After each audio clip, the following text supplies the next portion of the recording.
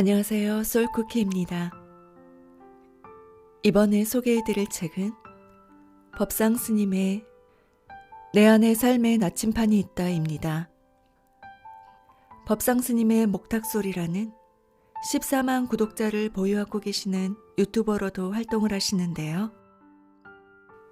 딱딱하고 근엄하지 않는 부드럽고 편안한 목소리로 불교에 관심이 없으신 분들에게도 많은 사랑을 받고 계시고 종교의 벽을 허물어 기독교와 천주교와의 교류도 활발히 하고 계십니다. 마음 공부를 위한 부처님의 가르침을 어렵거나 딱딱하지 않는 내용으로 이대로도 다 괜찮다라고 다독이듯이 현재 무엇이 있든 지금 이대로를 받아들일 수도 있다는 사실을 명백히 깨우쳐 주십니다. 내 안에 삶의 나침판이 있다. 주옥 같은 글 중에서 제1장 가슴 뛰는 삶을 살아라. 하지만 전부를 걸지는 말아라. 내용 중 일부를 소개해드리겠습니다.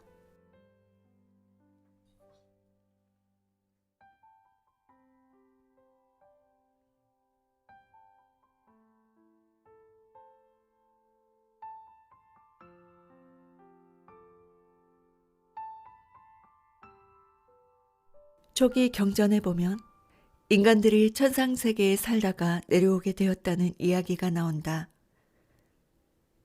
인간계는 이 우주에서 아주 독특한 존재들이 살아가는 곳이다. 육도 윤희의 세계 중 인간계만이 업을 적극적으로 지을 수 있고 또한 수행을 통해 깨달음에 이를 수도 있다. 그런 이유 때문에 고해라고 불리는 고통스러운 삶의 환경에도 불구하고 천상세계의 하늘 신들은 인간으로 태어나기를 희망한다고 한다. 천상세계의 즐거움만을 계속해서 누리다 보면 그것도 지루해지는 것이다. 그러다 보니 정말 이것이 다일까? 무언가 또 다른 높은 삶의 길이 있지 않을까?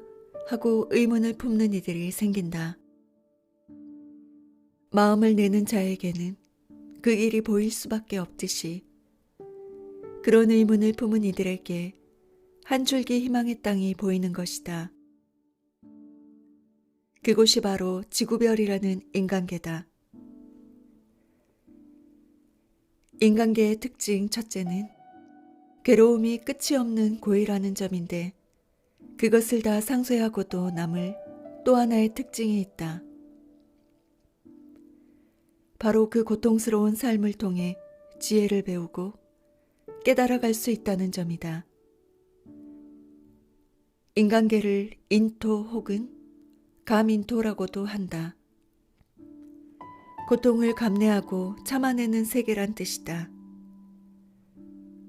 그렇다고 무조건 나쁜 곳이기만 한 것은 아니다. 그 고통을 통해 깨달음으로 나아갈 수 있기 때문이다.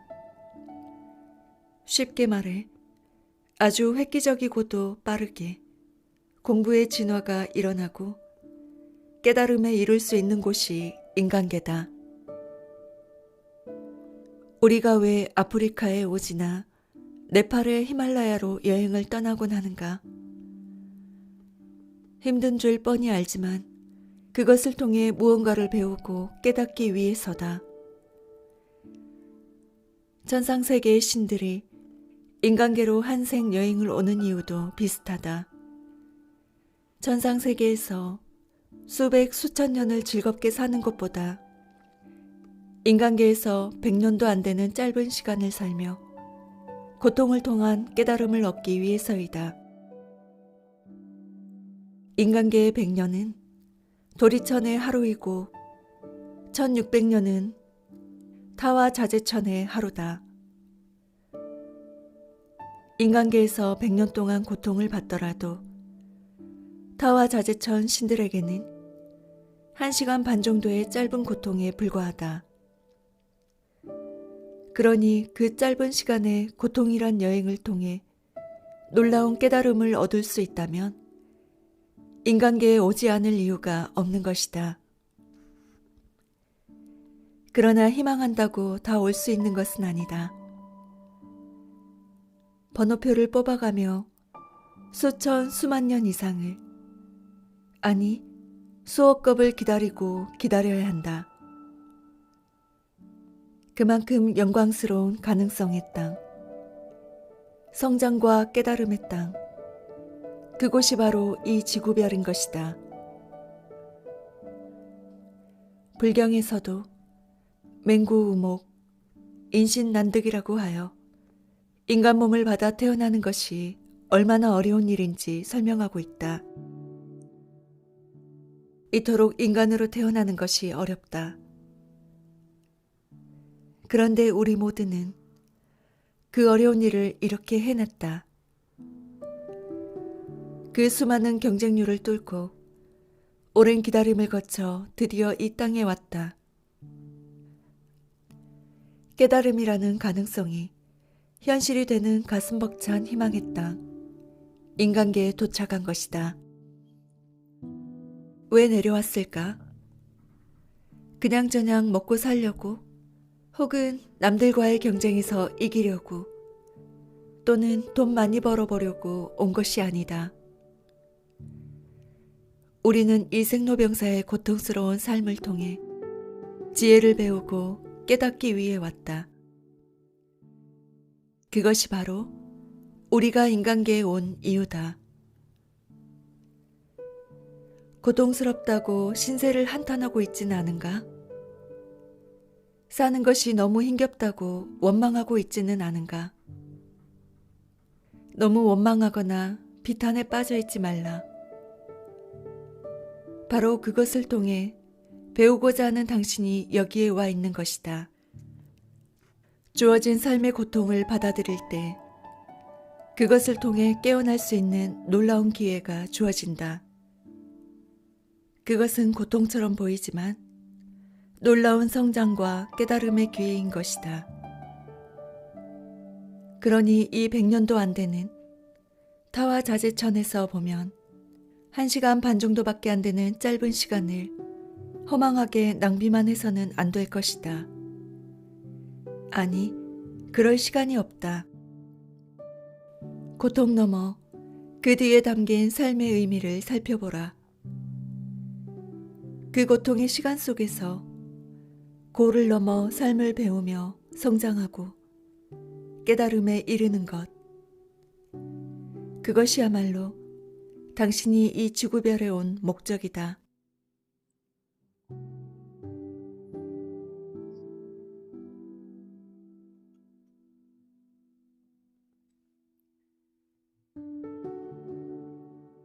우리는 몸과 외모를 가꾸기 위해 끊임없이 노력한다. 한껏 치장을 해서 외모에 자신 있는 날에는 스스로 당당하게 느끼지만 초라해 보일 때면 한없이 낮아지는 것 같은 생각이 들기도 한다. 비싼 명품 가방이나 자동차를 몰고 다니면 내가 높아지는 것 같은 착각도 든다. 사실 이렇게 외적인 것에 많이 신경 쓰고 관심이 많다는 것은 자존감이 낮다는 것을 의미한다. 또한 과도하게 타인의 시선에 신경을 쓴다는 것이며 이것은 곧 타인에게 휘둘리는 의존적인 삶을 산다는 뜻이다. 이처럼 외부의 시선에 많이 휘둘리는 사람은 끊임없이 타인에게 잘 보이기 위해, 예뻐 보이기 위해, 인정받기 위해 외모를 가꾸고 잘난 척하고 비싼 명품으로 나를 치장한다. 그런데 이런 행위는 나를 힘없는 사람으로 전락시킨다. 내가 가진 본연의 힘을 외부로 넘겨준 것이다. 있는 그대로의 나로서는 만족하지 못하고 타인에게 인정받을 때만 만족하게 되는 것이다. 이런 사람은 내면에 힘이 없다. 그 힘을 바깥으로 타인에게로 다 주었기 때문이다. 그리고는 스스로 노예처럼 휘둘리는 존재로 전락한다.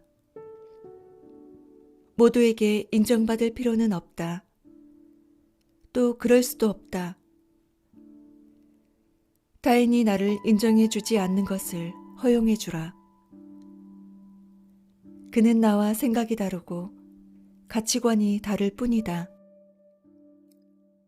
그것을 허용하지 않을 때 끊임없이 내 밖의 세상으로 인해 상처받게 된다. 부처님 당시 마간디아라는 여인이 있었다. 고루국 한 바라문의 딸이었는데 어릴 적부터 아름다운 외모로 찬사를 받았지만 성격이 오만했다.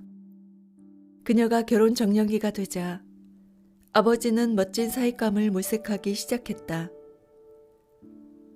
수많은 청년들이 몰려들었지만 그녀는 만족하지 못하고 콧대만 높아갔다.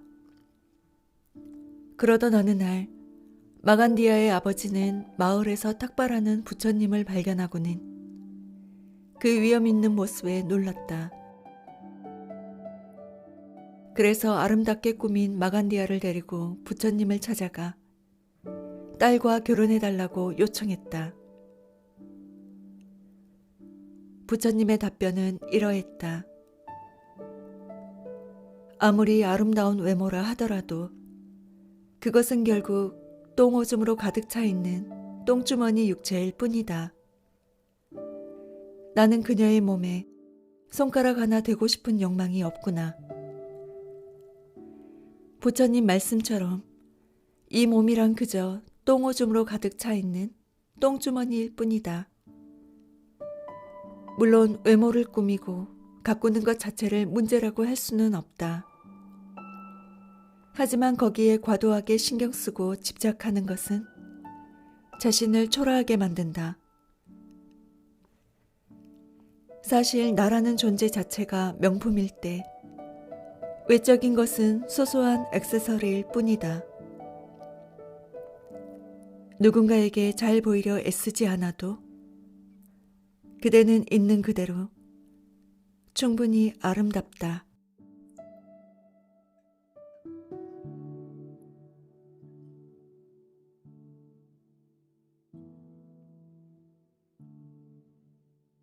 대학교 졸업을 앞둔 한 젊은이가 앞날은 희뿌옇고 정해진 건 하나도 없어 불안하고 두렵다고 하소연을 해왔다.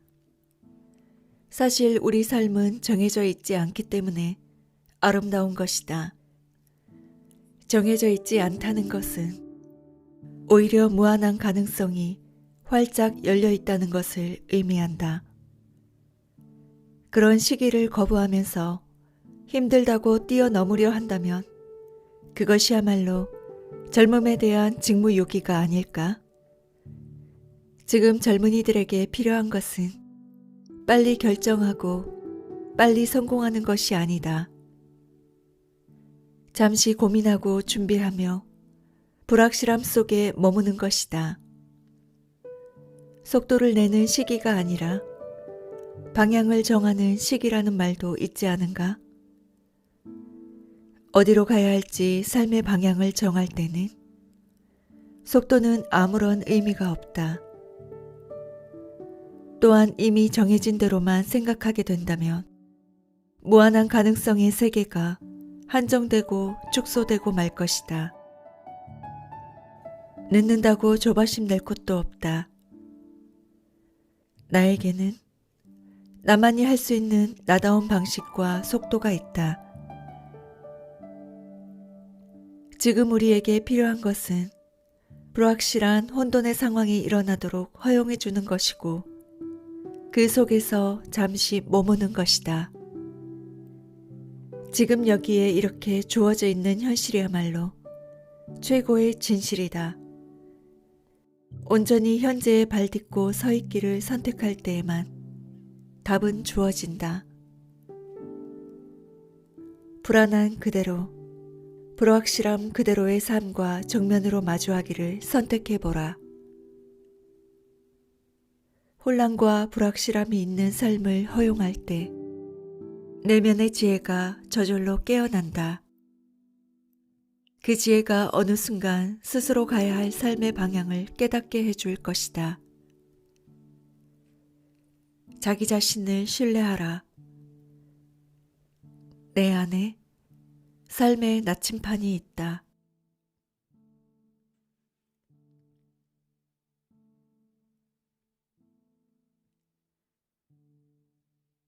좋은 일이 생길 때를 주의 깊게 살피라.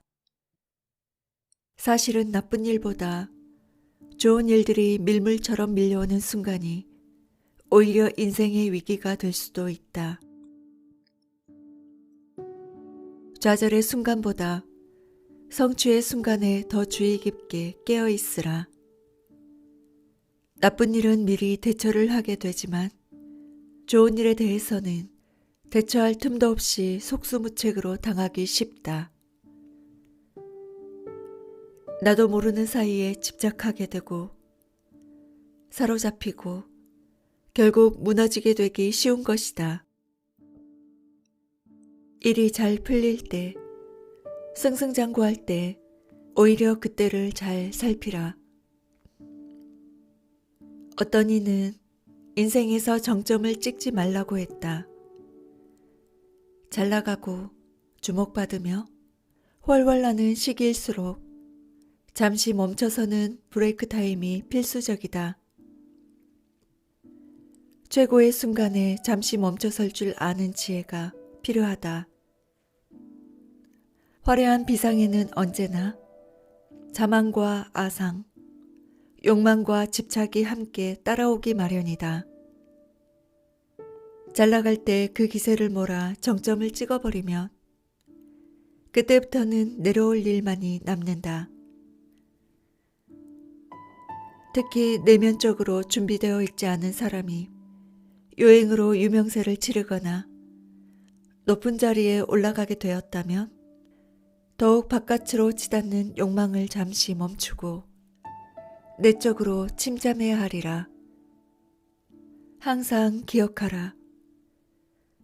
화려한 비상 뒤에는 언제나 깊은 쉼과 숙성의 시기가 필요하다.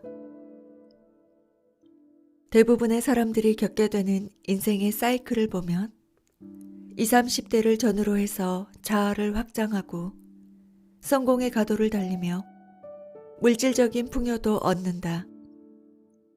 40대를 넘으며 정점을 찍고 5, 60대가 되면 자아의 추락을 경험하면서 내가 작아지는 좌절감을 맛보게 된다. 건강하던 몸도 쇠약해지고 유명세도 꺾이고 명예도 사라진다. 돈도 못 벌고 관심도 못 받고 조금씩 이 사회의 아웃사이더가 되면서 한없이 자아의 상실을 경험하게 되는 것이다. 그러나 걱정 마라. 누구나 한 번은 꺾이는 것이 인생이다. 이 지구별이라는 인간계는 생겨난 모든 것이 결국 사라진다는 특성이 있다. 이를 생멸법이라고 한다. 그러니 내가 작아지는 것을 두려워하지 마라. 잘 나가던 인생이 꺾이는 것을 걱정하지 마라. 그것은 예정되어 있던 것이다. 사실은 전혀 놀랄 일이 아니다. 중요한 점은 바로 이 삶이 꺾이는 시기, 내가 작아지는 시기에 우리가 깨달아야 할 것이 무엇인지를 바로 볼 수 있어야 한다는 점이다. 이 시기에 지혜로운 이는 오히려 그동안 신경 쓰지 못했던 진정한 자아를 찾기 위한 여행을 시작한다. 이때야말로 내가 누구인지 진정한 자아를 찾을 수 있는 시절 인연이 온다. 잘 나갈 때 나에게 관심을 주고 사랑을 주며 나에게 잘 보이려 했던 모든 사람들이 점점 등을 돌린다. 경제력이 꺾이면 돈으로 살 수 있는 것들도 사라져간다. 그 누구도 늙고 병들고 작아진 나에게 진정 관심을 가져주지 않는 것이다. 외부로부터 인정받고 관심받고 사랑받고자 했던 평생의 그 모든 노력이 꺾인다. 이제 비로소 내가 나 자신에게 진정한 관심을 쏟을 수 있는 시간이 찾아온 것이다. 비로소 내가 나를 만날 시간이다. 어떤가? 이런 조로의 기회가 또 어디에 있단 말인가? 완전한 절망. 바로 그 폐허 같은 자리에서 꽃은 핀다.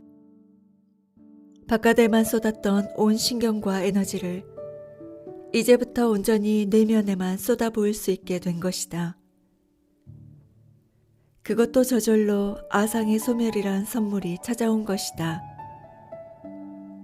지혜로운 이는 아상의 소멸로 인해 처음에 잠시 절망하겠지만 결국 바로 이것이야말로 인생의 놀라운 선물이었음을 깨닫는다. 바깥의 상에만 치우치던 헛개비 같은 삶을 정리하고 상 너머에 있는 참된 자아를 확인할 시간. 이 시기를 놓치지 마라.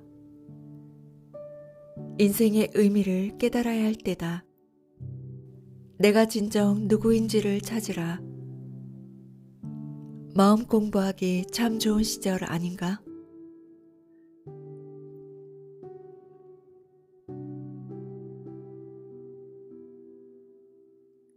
살다 보면 무수한 사람을 만나게 된다. 내 마음에 맞는 사람도 만나지만 마음에 들지 않는 사람도 만난다. 그러나 내 마음에 드는 사람만, 내가 좋아하는 사람만 만나려 한다면 결코 성숙과 깨달음은 없다. 마음에 들지 않는 사람과의 만남이 있어야 중도를 깨닫고 의식의 성숙을 이룰 수 있다. 그 사람이 자식이든 아내든 친구든 동료든 그들에게는 아무런 문제가 없다. 그들은 나를 찾아온 우주적 파트너다. 성격이 나쁘다고 마음에 들지 않는 행동을 한다고 해도 그건 그냥 나를 깨닫게 해주는 방식 중 하나일 뿐이다.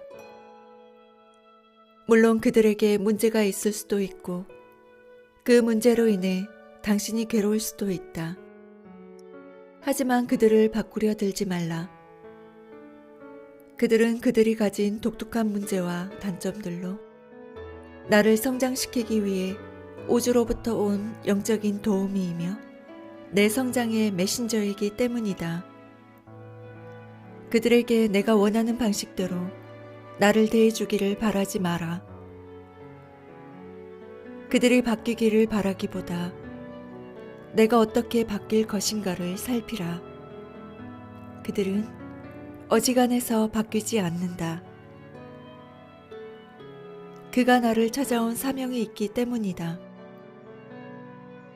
사실은 내 안에 어떤 문제를 해결해주고 삶의 지혜를 주기 위해 그들은 나를 찾아온 것이며 근원에서는 내 안에 어떤 문제들이 그들을 내 삶으로 끌어들인 것이다. 그들이 내게 온 이유는 전적으로 내게 있다. 그들은 내가 변화됨으로써 나의 문제를 해결할 때까지 혹은 지혜를 얻고 성장할 때까지 그들의 고집을 꺾지 않을 것이다. 상대를 바꿀 수 없다면 바꿀 수 있는 것은 무엇이 있을까? 그렇다. 바로 나 자신이다. 나는 그저 나 자신을 변화시킬 수 있을 뿐이다. 중요한 점은 내가 바뀌면 그들도 바뀔 수밖에 없다는 사실이다. 왜 그럴까?